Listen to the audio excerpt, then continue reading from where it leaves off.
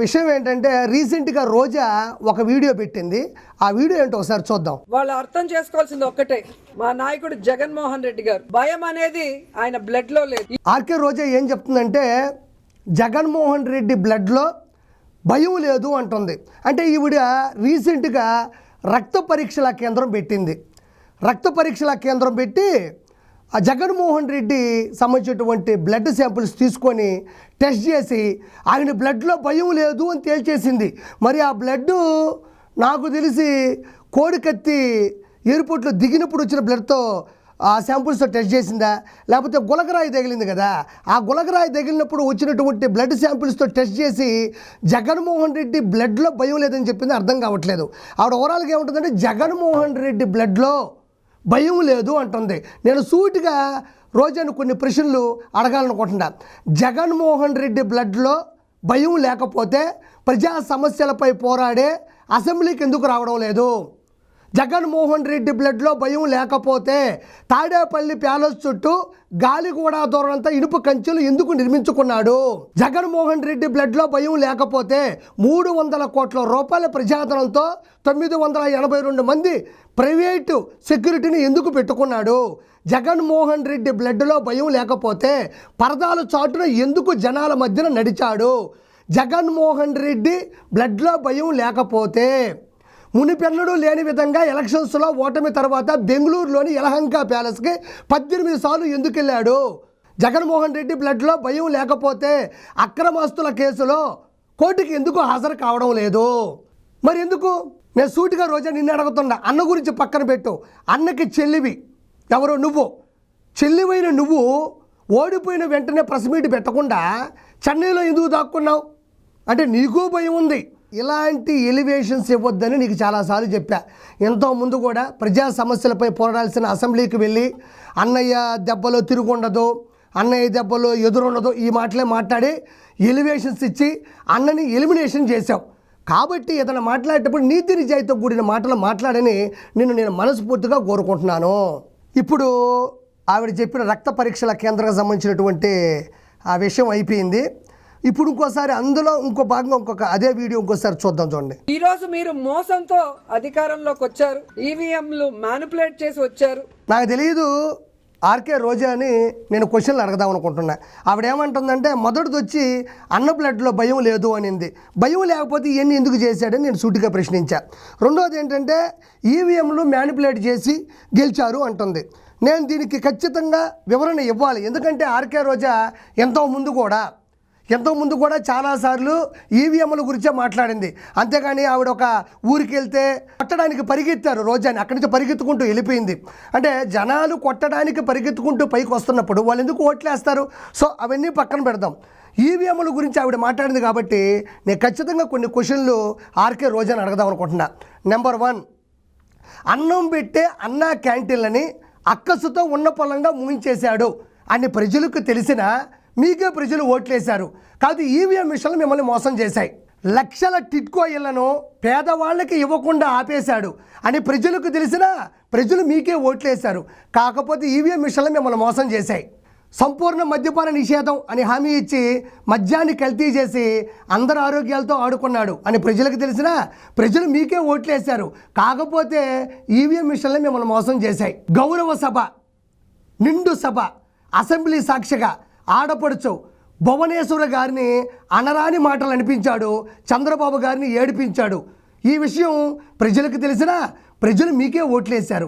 కాబట్టి ఈవీఎం మిషన్లు మిమ్మల్ని మోసం చేశాయి. ఇసుక దందాలు, భూ కబ్జాలు విచ్చలవిడిగా చేశారు అని ప్రజలకు తెలిసినా ప్రజలు మీకే ఓట్లేశారు. కాబట్టి ఈవీఎంలే మిమ్మల్ని మోసం చేశాయి. శేషాచల అడవుల్లోని ఎర్రచంద్రాన్ని ఎగరేసుకుపోయారు అని ప్రజలకు తెలిసినా ప్రజలు మీకే ఓట్లేశారు. కాకపోతే ఈవీఎంలే మిమ్మల్ని మోసం చేశాయి. దేవాలయాల్ని, అందులోని దేవుళ్ళని అన్యమత ప్రచారంతో నాశనం చేశారు అని ప్రజలకు తెలిసినా ప్రజలు మీకే ఓట్లేశారు. కాకపోతే ఈవీఎం మిషన్లు మిమ్మల్ని మోసం చేశాయి. బాబాయిని పైకి పంపాడు, కన్న తల్లిని సొంత చెల్లిని బయటికి పంపాడు అని ప్రజలకు తెలిసినా ప్రజలు మీకే ఓట్లేశారు. కాకపోతే ఈవీఎం మిషన్లు మిమ్మల్ని మోసం చేశాయి. చదువు చెప్పే, పాఠాలు చెప్పే ఉపాధ్యాయుల్ని వైన్ షాప్ ముందు నిలబెట్టాడు అని ప్రజలకు తెలిసినా ప్రజలు ఓట్లు మీకే వేశారు. కాదు ఈవీఎం మిషన్లు మిమ్మల్ని మోసం చేశాయి. గంజాయిని దిగుమతి చేసి కుర్రకారుని ఎంజాయ్ చేయమని అందరినీ ప్రోత్సహించాడు. ఈ విషయం ప్రజలకు తెలిసినా ప్రజలు మీకే ఓట్లేశారు. కాకపోతే ఈవీఎం మిషన్లు మిమ్మల్ని మోసం చేశాయి. డ్రైవర్ని డోర్ డెలివరీ చేశారు, పసివాడిని పెట్రోల్ పోసి కాల్చేశారు, దళిత డాక్టర్ని దారుణాతి దారుణంగా హతమార్చారు.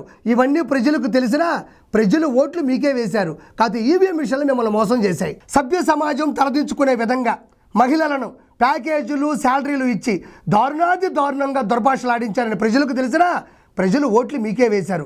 కాదు ఈవీఎం మిషన్లే మిమ్మల్ని మోసం చేశాయి. పోలవరం ప్రాజెక్టుని పూర్తిగా గాలికి వదిలేశారు అని ప్రజలకు తెలిసినా ప్రజలు మీకే ఓట్లేశారు. కాకపోతే ఈవీఎం మిషన్లే మిమ్మల్ని మోసం చేశాయి. పవన్ కళ్యాణ్ గారి 3 పెళ్లిల మీద పెట్టిన శ్రద్ధ రాష్ట్రం 3 రాజధానుల మీద పెట్టలేదని ప్రజలకు తెలిసినా ప్రజలు ఓట్లు మీకే వేశారు. కాదు ఈవీఎం మిషన్లు మిమ్మల్ని మోసం చేశాయి. గడిచిన 5 సంవత్సరాల్లో రాష్ట్రానికి ఒక్క కంపెనీ కూడా తీసుకురాలేదని ప్రజలకు తెలిసినా ప్రజలు ఓట్లు మీకే వేశారు. కాదు ఈవీఎం మిషన్లు మిమ్మల్ని మోసం చేశాయి. గడిచిన 5 సంవత్సరాల్లో రాష్ట్రంలోని మహిళలకు ఏమాత్రం భద్రత రక్షణ లేదని ప్రజలకు తెలిసినా ప్రజలు ఓట్లు మీకే వేశారు.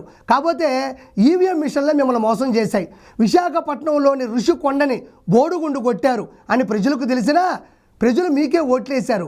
కాకపోతే ఈవీఎం మిషన్లే మిమ్మల్ని మోసం చేశాయి. చెప్పు రోజా, ఈవీఎం మిషన్లు మోసం చేశాయి, ఈవీఎం మిషన్లు మ్యానిపులేట్ చేసాయి అన్నావు. ఇన్ని అరాచకాలు ఇన్ని అవినీతులు చేసిన తర్వాత కూడా ఈవీఎం మిషన్లు మ్యానిపులేట్ చేయాలా? ఈవీఎం మిషన్లు మిమ్మల్ని మోసం చేయాలా? అంత అవసరం అంటావా? నేను ఒకే ఒక మాట చెప్తాను. ఈరోజు నగిరిలో నిన్ను ఈవీఎం మిషన్ని గాన నిలబెడితే ఈవీఎం మిషనే గెలుస్తుంది. ఎందుకంటే ఈవీఎం మిషన్కి నీకున్నంత నోటితోలు ఉండదు. ఈవీఎం మిషన్ నువ్వు చేసినటువంటి అక్రమాలు చేయదు. ఈవీఎం మిషన్ నీలాగా అవినీతి చేయదు. ఈవీఎం మిషన్ నీలాగా 3,000 కోట్ల రూపాయలు అన్నదమ్ముల సాక్షిగా సంపాదించదు. ఈవీఎం మిషన్ నీలాగా తిరుమల కొండ మీదకి వెళ్ళి కోట్ల రూపాయలు అర్జించదు. ఈవీఎం మిషన్ నీలాగా భూకబ్జాలు ఇసుక దందాలు చేయదు. ఈవీఎం మిషన్ నీలాగా నీతి మాలిన పనులు చేయదు. కాబట్టి ఈవీఎం మిషన్ని నిన్ను నగిరి నియోజకవర్గంలో నిలబెడితే ఈవీఎం మిషనే గెలవబోతుందని మనస్ఫూర్తిగా కోరుకుంటున్నాను. అంతెందుకు, నువ్వు నగిరిలోని ఒక ఊరికి వెళ్తే నిన్ను కొట్టడానికి చెప్పులు పెట్టుకొని జనాలు నీ మీద పడ్డారు.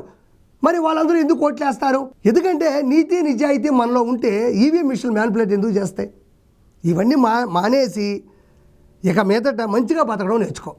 నేను ఇంకోటి కూడా చెప్తాను, అన్న కాదు నువ్వు కాదు, వైఎస్ఆర్సీపీ రానున్న 5 సంవత్సరాల పార్టీ ఉండడం కూడా కష్టమే. 2019లో కూడా ఇయే ఈవీఎం మిషన్లు పెట్టి ఎలక్షన్స్ జరిగాయి. 151 సీట్లు మీకు వచ్చాయి. ఆ రోజు చంద్రబాబు నాయుడు గారు కానీ చంద్రబాబు నాయుడు గారి ప్రభుత్వం కానీ కార్యకర్తలు కానీ నాయకులు కానీ వర్గం కానీ ఒక్క మాట కూడా ఈవీఎం మిషన్లు మోసం చేసి మ్యానిపులేట్ చేసేయని అడగలేదు. మరి అదే 2024లో 164 సీట్లు కూటమికి వచ్చిన తర్వాత జీర్ణించుకోలేక అదే ఈవీఎం మిషన్లతో పోలింగ్ జరిగితే ఇప్పుడు మాత్రం ఈవీఎం మిషన్లు మ్యానిపులేట్ చేసాయి, ఈవీఎం మిషన్లు చీట్ చేసాయని అడుగుతున్నారు. మరి 2019లో ఈవీఎం మిషన్లు ఏవైతే ఉన్నాయో అవే కదా 2024లో కూడా పెట్టారు. అంటే అప్పుడు అవి చీట్ చేయలేదు, అప్పుడే మ్యానిపులేట్ చేయలేదు, అప్పుడే మోసం చేయలేదు. అవే ఈవీఎం మిషన్లు మంచిగా కోర్సు తీసుకొని చంద్రబాబు నాయుడు గారు మిగతా వాళ్ళు చెప్పే మాటలన్నీ విని పోలింగ్ బూత్లకు వచ్చి మిమ్మల్ని మోసం చేసే అంటాం. నేను ఒకే ఒక మాట మాట్లాడుతున్నా. ఈరోజు ఈవీఎం మిషన్లు మోసం చేయడానికో చీట్ చేయడానికో మ్యానిపులేట్ చేయడానికో అవి జగన్మోహన్ రెడ్డో రోజానో కాదు, అవి ఈవీఎం మిషన్లు. అవి ఎలా అయితే తయారీ అవుతాయో, ఎలా అయితే దాంట్లో సాఫ్ట్వేర్ పెడతారో, ఎలా అయితే దాంట్లో పద్ధతులు ఉంటాయో వాటిని అవి అనుసరిస్తాయి తప్ప రోజాలాగా గడ్డి తినవు, జగన్మోహన్ రెడ్డిలాగా పిరికి చర్యలు తీసుకోదు. అది ఈవీఎం మిషన్ అనేది ఎలా అయితే మనం పొందుపరుస్తామో, అంటే ఎలక్షన్ కమిషన్ ఇచ్చేటువంటి ఈవీఎం మిషన్లు భారతదేశం మొత్తం అన్ని చోట్ల కూడా ఒకే విధంగా పనిచేస్తాయి. అది ప్రజలకు కూడా తెలుసు. నువ్వు కరెక్ట్గా పరిపాలన చేయలేక అక్కడ ప్రజల్ని ఇబ్బంది పెట్టి రోడ్లు సరిగ్గా లేక పిల్లలకి సరిగ్గా స్కూళ్ళు లేవని తెలిసి కూడా వాటిని ప్రశ్నించక అసెంబ్లీకి వెళ్ళిపోయి అన్నకి ఎలివేషన్స్ ఇచ్చి ఎలిమినేషన్ చేసిన చరిత్ర నీది. నీ ఎలివేషన్స్ వల్లే అసెంబ్లీలో జగన్మోహన్ రెడ్డి ఎలిమినేషన్ అయిపోయినాడు. అన్న కొట్టే దెబ్బలు తిరుగుండదు, అన్న కొట్టే దెబ్బలు బెదురు ఉండదు అన్నావు. ఈరోజు ప్రతిపక్షం ఉండదు అని ప్రజలు సూచించారు. కాబట్టి కొంచెం జాగ్రత్తగా మాట్లాడి నేర్చుకో. 2019లో ఉన్న ఈవీఎం మిషన్లే 2024లో కూడా ఉన్నాయి. అంటే నేను ఏమంటానంటే ఈవీఎం మిషన్లు అంటే రోజానో జగన్మోహన్ రెడ్డో కాదు మోసం చేయడానికి. ఈవీఎం మిషన్లు మ్యానిపులేట్ చేయలేదు, ఈవీఎం మిషన్లు చీట్ చేయలేదు. మీరు ప్రజల్ని మోసం చేశారు, ప్రజలు మీకు ఓట్లు వేయలేదు. కాబట్టి నువ్వు నోరు లేని వస్తువులు వాటికి ముంచి వాటి మీద ఏం వేయబాక ఉంటా.